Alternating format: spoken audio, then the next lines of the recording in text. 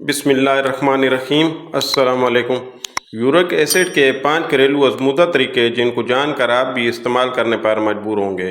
York acid ہمارا موجودہ زندگی اور خوراک کا اندازہ ہماری صحت پر مضر اثرات مرتب کر رہا ہے، جس میں بیٹھ کر کھانا، ورزش کی کمی، باہر کا کھانا اور سوڈے والے مشروبات کا استعمال انسانوں میں بہت سی تکلیف پیدا کرنے کا باعث بنتا جا رہا ہے۔ یورک ایسڈ خون کی ایسی بیماری کا نام ہے جو کہ کھانے میں موجود بیورین کو ہضم کرنے کے دوران پیدا ہونے والا فاضل مادہ ہے جو کہ گردوں کے ذریعے صاف ہوتا ہے، اور اگر یورک ایسڈ جسم سے صاف نہ ہو تو یہ جسم میں کاؤٹ کا باعث بنتا ہے، جو کہ جوڑوں میں کرسٹل کی صورت میں جمع ہو کر جوڑوں کے مرض کا باعث بنتا ہے اور جوڑوں کی سوزش اور درد کا باعث بنتا ہے۔ یورک ایسڈ کم کرنے سے پہلے یہ جاننا ضروری ہے کہ یورک ایسڈ پیدا کن غذاؤں سے ہوتا ہے۔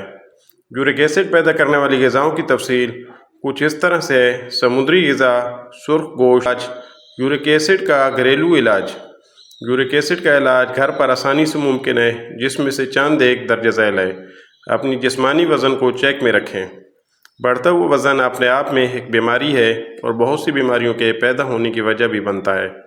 جسم میں یورک ایسڈ کی زیادہ مقدار بھی بڑھتے وزن کی وجہ بن سکتا ہے۔ اس کے علاوہ روزے سے رہنا یا پورا دن کچھ نہ کھانا ہیموگلوبن کی کمی کے ساتھ ہی یورک ایسڈ کی زیادتی کا باعث بن سکتا ہے۔ اس کے لیے فوری طور پر اپنی خوراک کی جانب توجہ دیں اور کسی ماہر معالج سے رابطہ کریں۔ جسم میں خون کی کمی بھی جسم میں سوجن اور وزن میں اضافے کی وجہ ہو سکتا ہے۔ اس کے علاوہ صحت کو برقرار رکھنے اور یورک ایسڈ کو گھر ہی میں کنٹرول کرنے کے لیے ایک بہترین آپشن ورزش کرنا ہے۔ باقاعدگی سے ورزش کرنے سے آپ سوزش سے بچ سکتے ہیں اور یورک ایسڈ کو کنٹرول بھی کر سکتے ہیں۔ زیادہ فائبر والی غذاؤں کا استعمال کریں۔ جسم میں سے یورک ایسڈ کی تعمیر کو ختم کرنا ایک صحت مند جسم کی نشانی ہے۔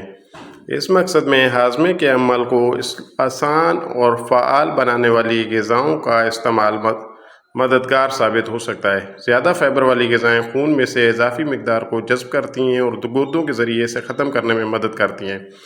ہائی فائبر فوڈ جو اس معاملے میں مدد کرتے ہیں وہ یہ ہیں: جو سیب، ناشپاتیاں، کھیرے، گاجر، سنترا، اسٹرابیری۔ زیادہ استعمال سے بڑھ جاتا ہے، پر حالیہ مطالعات سے پتہ چلا ہے کہ اس میں شوگر کا بھی اہم کردار ہو سکتا ہے۔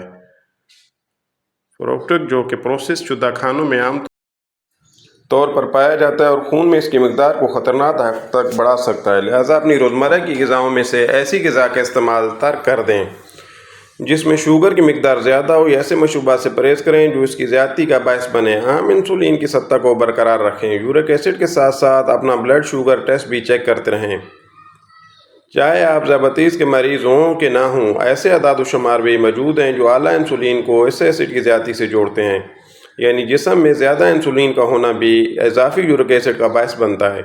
اس کے ساتھ ساتھ موٹاپے کی وجہ بھی ہو سکتا ہے، لہٰذا اس بات کو یقینی بنائیں کہ آپ کے جسم میں انسولین کی مقدار کنٹرول ہے تاکہ یہ بھی کنٹرول میں رہ سکے۔ سبز چائے کا استعمال کریں۔ سبز چائے میں اینٹی آکسیڈنٹ موجود صحت کے لیے جانے جاتے ہیں۔